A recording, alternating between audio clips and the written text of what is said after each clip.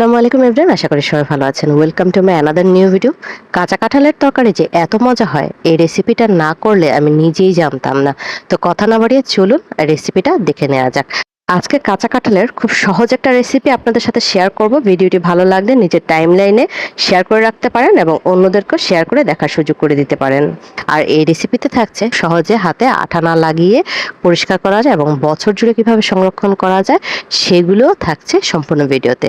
তাই অবশ্যই সম্পূর্ণ ভিডিওটা স্কিপ না করে শেষ পর্যন্ত দেখার অনুরোধ রইল।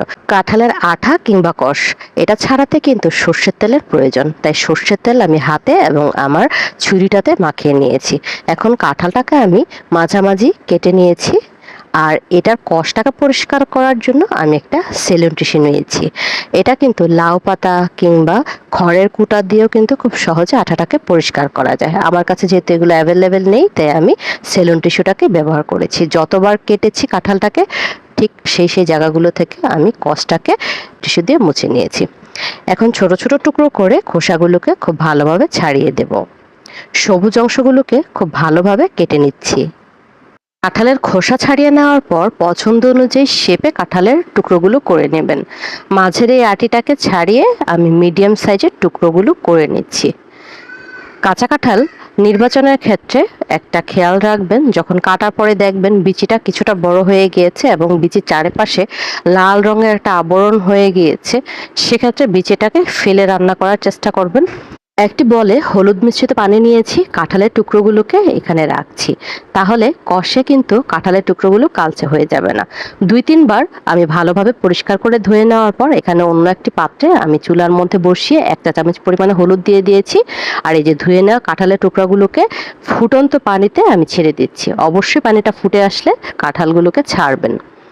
এক এক করে আমি কাঁঠালগুলোকে ছেড়ে দিচ্ছি। তো এটাকে খুব ভালোভাবে 60-70% মতো আমি সিদ্ধ করে নেব। কাঁঠালের বিচি সম্পর্কে যে কথাটা বলতেছিলাম, যে আমি প্রথম কাটছি এবং প্রথম রান্না করবো, তো এক্সপিরিয়েন্সটা তেমন একটা ভালো ছিল না যে আমি বিচিগুলোকে ফেলি নাই। তবে মোটামুটি সব কিছুই কিন্তু পারফেক্ট ছিল, জাস্ট বিচিগুলোকে খাবার সময় আমার ফেলে দিতে হয়েছিল। তো আমি যেহেতু সংরক্ষণ করে রেখেছি, নেক্সট টাইম অবশ্যই বিচিগুলোকে ফেলে রান্না করব। এই যে দেখুন লালচে আবরণটা, এরকম লালচে আবরণ বিচিতে চলে আসলে ভাপিয়ে নেওয়ার পর যেহেতু কিছুটা নরম হবে, তখন বিচিগুলোকে ফেলে দিতে সুবিধা হবে। ছিদ্রযুক্ত চালনিতে রেখে আমি কাঁঠালগুলোকে ঠান্ডা করে নিব। আর আজকে রান্না করার জন্য আমি আলাদাভাবে কিছুটা নিয়ে নিয়েছি। এখানে ফোড়ন হিসেবে একটা তেজপাতাকে 2 টুকরো করে দিয়েছি, মিডিয়াম সাইজের 2টা পেঁয়াজ কুচি দিয়েছি, আর দিচ্ছি 3টি কাঁচামরিচ ফালি। তেলের সাথে কিছুক্ষণ এইগুলোকে ভেজে নেব। ভেজে নেওয়ার পর এখন বাটা মশলাগুলোকে দিয়ে দেব। 1 চা চামচ পরিমাণে রসুন বাটা এবং 1 চা চামচ পরিমাণে আদা বাটা দিয়ে দিচ্ছি। তেলের সাথে বাটা মশলাটাকে কিছুক্ষণ ভেজে নেব, যতক্ষণ পর্যন্ত বাটা মশলার কাঁচা গন্ধটা চলে না যাচ্ছে। হলুদের গুঁড়া দিব 1 চা চামচ পরিমাণে। তেলের সাথে হলুদের গুঁড়াটাকে মিশিয়ে নিলাম। এখন দিয়ে দিচ্ছি মরিচের গুঁড়া 1 চা চামচ, দেবে 1 চা চামচ পরিমাণে ধনিয়ার গুঁড়া, 1/4 চা চামচের মতো দিয়েছি জিরার গুঁড়া, 1 চা চামচ লবণ। মশলাটাকে তেলের সাথে মিশিয়ে সাথে সাথে পানি দিয়ে দিলাম, তা না হলে মশলাটা পুড়ে গিয়ে তিতা হয়ে যাবে। বলক চলে আসলে চিংড়ি মাছগুলোকে দিয়ে দিচ্ছি। আমি মিডিয়াম সাইজের 12 থেকে 13টি চিংড়ি মাছ নিয়েছি। নেড়েচেড়ে ঢাকনা লাগিয়ে কিছুক্ষণ মাছ এবং মশলাটাকে কষিয়ে নেব।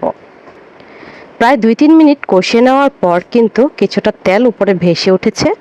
এখন দিয়ে দিচ্ছি ভাপিয়ে রাখা সেই কাঁঠালের টুকরোগুলোকে। আর কাঁঠালের টুকরোগুলো কিন্তু একদম কালচে হয়ে যায় না, দেখেই বুঝতে পারছেন। আমার সম্পূর্ণ কাঁঠালের 3 ভাগের 1 ভাগ এখানে, আরো 2 ভাগের মতো আমি রেখে দিয়েছি। বাকি 2 ভাগ কাঁঠাল দিয়েও আমি 2 রকমের 2টা আইটেম তৈরি করব, সেটাও আপনাদের সাথে পর্যায়ক্রমে আমি শেয়ার করব। মশলাটার সাথে কাঁঠালগুলোকে খুব ভালোভাবে নেড়েচেড়ে মিশিয়ে ঢাকনা লাগিয়ে দিয়েছি। 5 থেকে 7 মিনিট ভালোভাবে ঢাকনা লাগিয়ে কষিয়ে নিচ্ছি। 6-7 মিনিট পর দেখুন কালারটা এরকম হয়েছে। একদম কিন্তু ঝোলটা শুকিয়ে তেলটা মাখো মাখো হয়ে গিয়েছে। কাঁঠালটাও মোটামুটি সিদ্ধ হয়েছে, যেহেতু আগে ভাপিয়ে নিয়েছিলাম। তারপরও আবার একটু পানি দিয়ে আবারও কিছুক্ষণ কষিয়ে নেব। কাঁচা কাঁঠালটা বেশ শক্তই থাকে, অল্প করেই পানি দিয়েছি যেন আরও একবার এটাকে কষিয়ে নেওয়া যায়। আবারও কিন্তু কষিয়ে নেওয়ার পর এই অবস্থা, ঝোলটা কিন্তু একদমই শুকিয়ে গিয়েছে।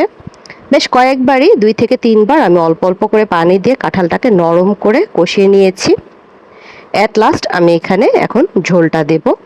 আর অবশ্যই গরম পানি দিবেন, সব তরকারিতেই গরম পানি দিলে সেটার টেস্টটা অন্যরকম হয়ে যায়।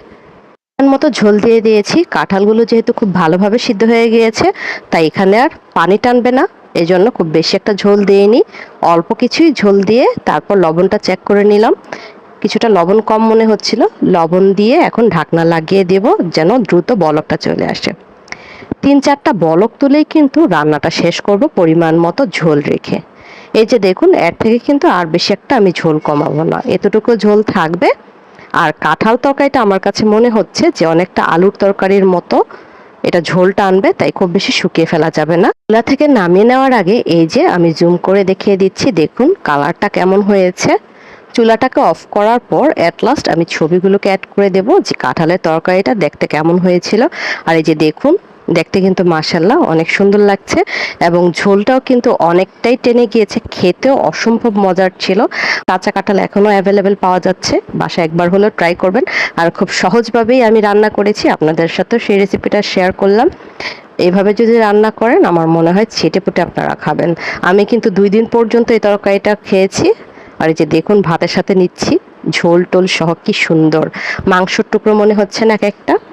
অনেস্ট রিভিউটাই দিচ্ছি, নিজে রান্না করেছি বলে বলছি না, আসলে কিন্তু খেতে অসম্ভব মজা ছিল।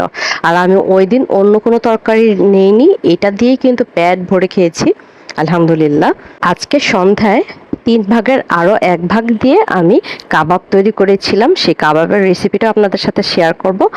আর 3 ভাগের 1 ভাগ এখানে ঠান্ডা হয়ে যাওয়ার পর এটা সন্ধ্যার দিকে আমি পলি ব্যাগ করে মুড়িয়ে নিচ্ছি, এটাকে ডিপ ফ্রিজে রাখবো। এইভাবে 1 বছর ধরে এই কাঁঠালটাকে ডিপ ফ্রিজে রাখা যাবে। বন্ধুরা, দেখা হচ্ছে পরবর্তী ভিডিওতে। আল্লাহ হাফেজ।